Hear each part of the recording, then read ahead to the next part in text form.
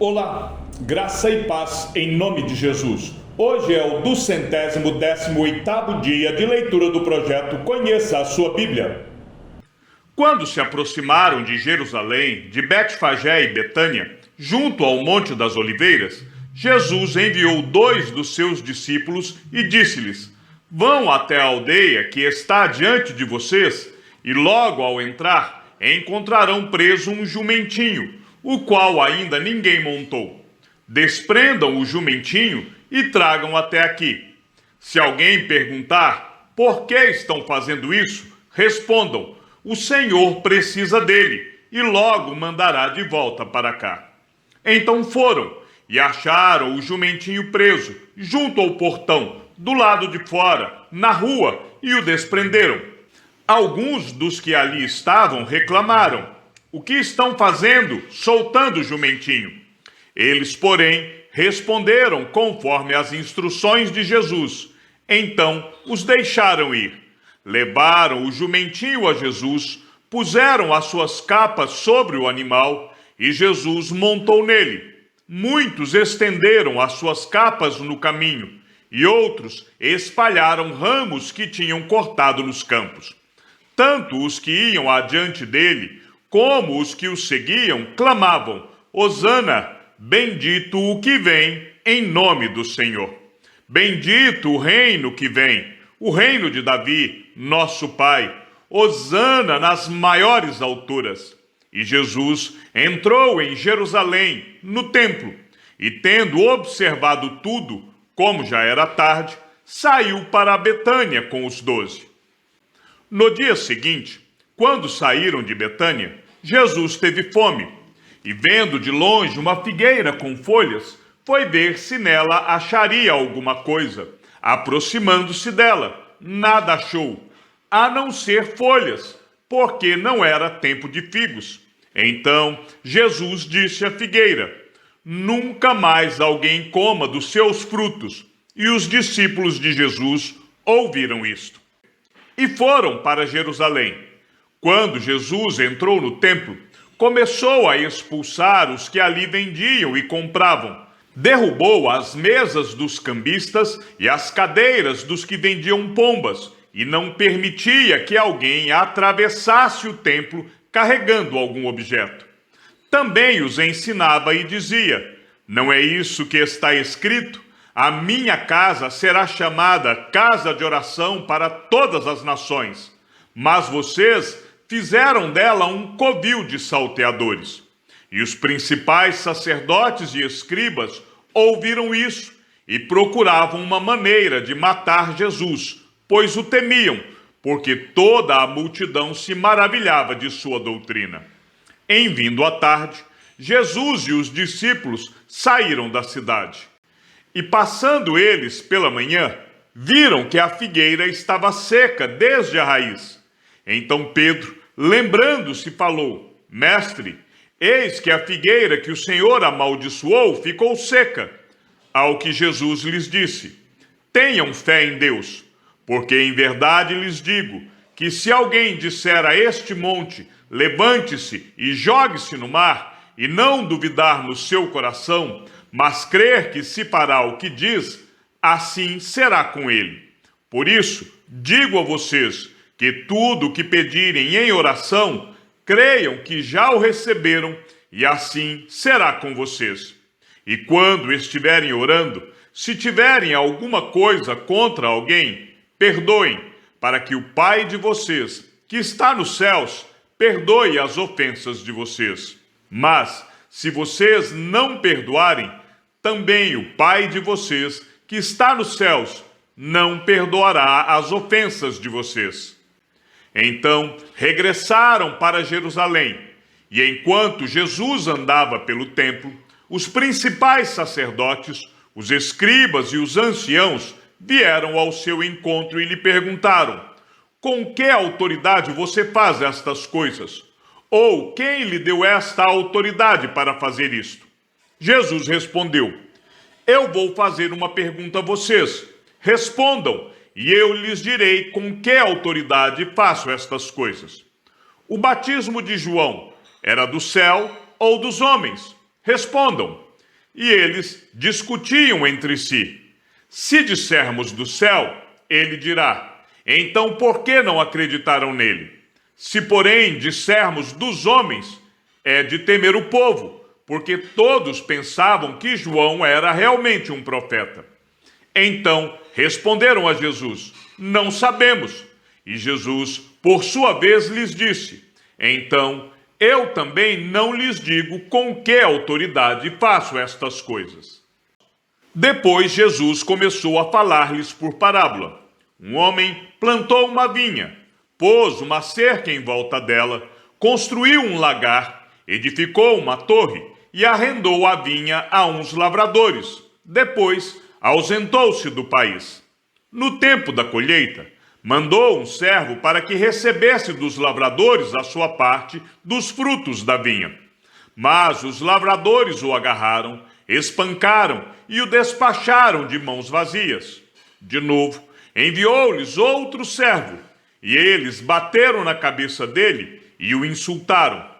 Mandou ainda outro servo, e a este mataram. Muitos outros lhes enviou, dos quais espancaram uns e mataram outros. Restava-lhe ainda um, o seu filho amado. Por fim, mandou o filho, pensando: o meu filho eles respeitarão. Mas os tais lavradores disseram entre si: este é o herdeiro. Venham, vamos matá-lo, e a herança será nossa. E agarrando o filho, mataram-no e o lançaram fora da vinha. Que fará, pois, o dono da vinha?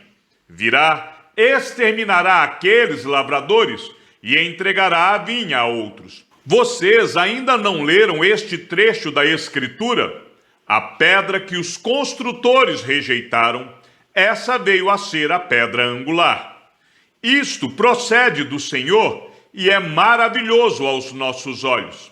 E procuravam prender Jesus, porque entenderam que ele havia contado essa parábola contra eles, mas temiam o povo. Então eles o deixaram e foram embora. E enviaram a Jesus alguns dos fariseus e dos herodianos, para que o apanhassem em alguma palavra. Chegando, disseram-lhe: mestre, sabemos que o Senhor é verdadeiro e não se importa com a opinião dos outros, porque não olha a aparência das pessoas, mas, segundo a verdade, ensina o caminho de Deus. É lícito pagar imposto a César ou não? Devemos ou não devemos pagar? Mas Jesus, percebendo a hipocrisia deles, respondeu: por que vocês estão me pondo à prova? Tragam-me um denário para que eu veja. Eles trouxeram, e Jesus lhes perguntou: de quem é esta figura e esta inscrição? Eles responderam: de César. Então Jesus disse: deem a César o que é de César, e a Deus o que é de Deus. E muitos se admiraram dele. Então alguns saduceus, que dizem não haver ressurreição, aproximaram-se de Jesus e lhe perguntaram: mestre, Moisés nos deixou escrito que, se um homem morrer e deixar mulher sem filhos, o irmão desse homem deve casar com a viúva e gerar descendentes para o falecido. Havia 7 irmãos. O primeiro casou e morreu sem deixar filhos. O segundo casou com a viúva e morreu, também sem deixar descendência. E o terceiro da mesma forma. E assim, os 7 não deixaram descendência. Por fim, depois de todos, morreu também a mulher. Na ressurreição, quando eles ressuscitarem, de qual deles ela será a esposa? Porque os 7 casaram com ela. Jesus respondeu: será que o erro de vocês não está no fato de não conhecerem as Escrituras nem o poder de Deus? Pois quando ressuscitarem dentre os mortos, nem casarão, nem se darão em casamento, mas serão como os anjos nos céus. Quanto aos mortos, que eles de fato ressuscitam, vocês nunca leram no livro de Moisés, no trecho referente à sarça, como Deus lhe falou: eu sou o Deus de Abraão, o Deus de Isaque e o Deus de Jacó? Ele não é Deus de mortos, e sim de vivos. Vocês estão completamente enganados. Chegando um dos escribas, que ouviu a discussão entre eles e viu que Jesus tinha dado uma boa resposta, perguntou-lhe: qual é o principal de todos os mandamentos? Jesus respondeu: o principal é: escute, ó Israel, o Senhor, nosso Deus, é o único Senhor. Ame o Senhor, seu Deus, de todo o seu coração, de toda a sua alma, de todo o seu entendimento e com toda a sua força. O segundo é: ame o seu próximo como você ama a si mesmo. Não há outro mandamento maior do que estes. Então o escriba disse: muito bem, mestre.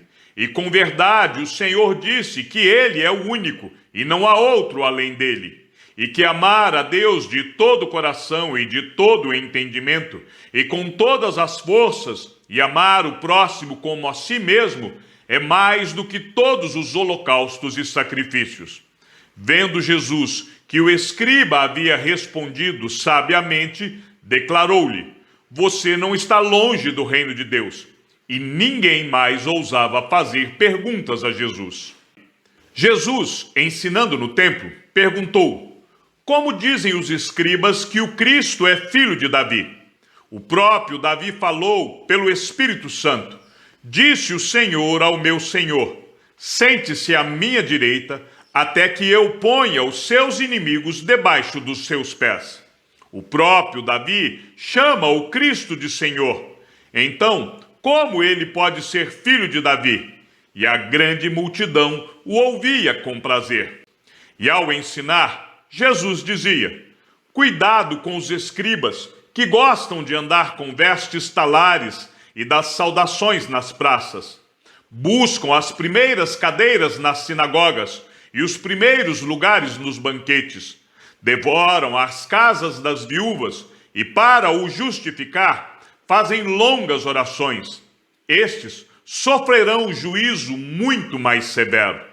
Sentado diante da caixa de ofertas, Jesus observava como o povo lançava ali o dinheiro.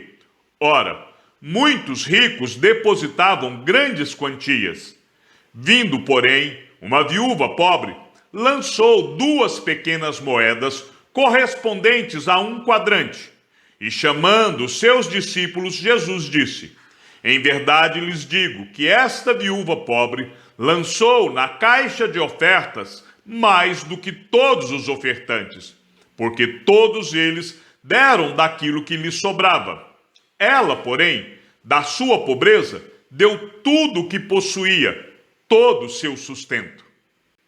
Quando Jesus estava saindo do templo, um dos seus discípulos lhe disse: mestre, que pedras, que construções!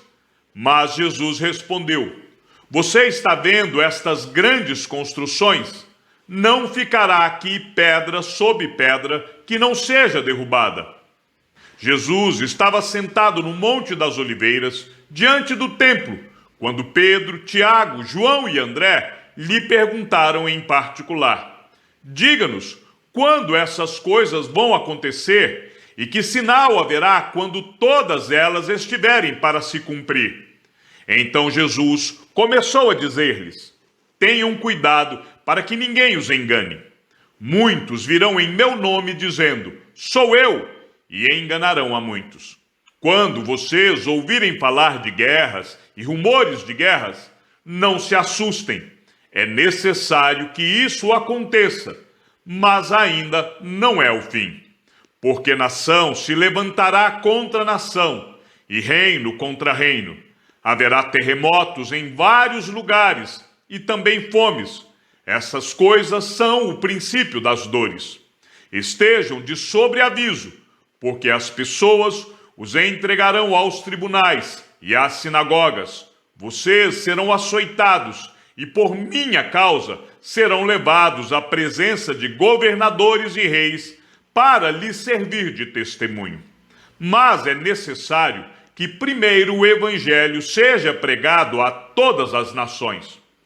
Quando, pois, levarem vocês para os entregar, não se preocupem com o que irão dizer, mas digam o que lhes for concedido naquela hora, porque não são vocês que estão falando, mas o Espírito Santo. Um irmão entregará à morte outro irmão, e o pai entregará o filho. Haverá filhos que se levantarão contra os seus pais e os matarão. Todos odiarão vocês por causa do meu nome. Aquele, porém, que ficar firme até o fim, esse será salvo. Quando, pois, vocês virem o abominável da desolação situado onde não deve estar, quem lê, entenda. Então, os que estiverem na Judéia, fujam para os montes. Quem estiver no terraço, não desça nem entre para tirar de casa alguma coisa. E quem estiver no campo, não volte atrás para buscar a sua capa. Ai das que estiverem grávidas e das que amamentarem naqueles dias. Orem para que isso não aconteça no inverno, porque aqueles dias serão de tamanha tribulação como nunca houve desde o princípio do mundo criado por Deus até agora, e nunca jamais haverá. Se o Senhor não tivesse abreviado aqueles dias, ninguém seria salvo. Mas, por causa dos eleitos que ele escolheu, Deus abreviou tais dias. Então, se alguém disser a vocês, olhem, aqui está o Cristo, ou olhem, ali está ele, não acreditem, porque surgirão falsos cristos e falsos profetas, operando sinais e prodígios para enganar, se possível, os próprios eleitos. Estejam de sobreaviso, tudo isso tenho predito a vocês. Mas, naqueles dias, após a referida tribulação, o sol escurecerá, a lua não dará sua claridade, as estrelas cairão do firmamento e os poderes do céu serão abalados. Então verão o Filho do Homem vindo nas nuvens, com grande poder e glória. E então ele enviará os anjos e reunirá os seus escolhidos dos quatro ventos, da extremidade da terra até a extremidade do céu. Aprendam, pois, a parábola da figueira. Quando já os seus ramos se renovam e as folhas brotam, vocês sabem que o verão está próximo. Assim, também vocês, quando virem acontecer essas coisas, saibam que está próximo às portas. Em verdade lhes digo que não passará esta geração sem que tudo isso aconteça. Passará o céu e a terra, porém as minhas palavras não passarão. Mas a respeito daquele dia ou da hora, ninguém sabe, nem os anjos no céu, nem o Filho, senão o Pai. Estejam de sobreaviso e vigiem, porque vocês não sabem quando será o tempo. É como um homem que, ausentando-se do país, deixa a sua casa, dá autoridade aos seus servos, a cada um a sua obrigação, e ao porteiro ordena que vigie. Portanto, vigiem, porque vocês não sabem quando virá o dono da casa, se à tarde, se à meia-noite, se ao cantar do galo, se pela manhã, para que, vindo ele inesperadamente, não encontre vocês dormindo.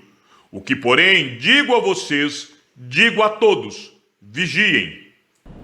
Chegamos ao fim da leitura do 218º dia. Que o Senhor seja com o teu espírito e que a graça seja com todos os que amam sinceramente a nosso Senhor Jesus Cristo. E ao Deus único e sábio seja dada toda a glória e que a sua vida seja sempre para mais em Cristo Jesus. Um forte abraço e até amanhã, se assim o Senhor nos permitir.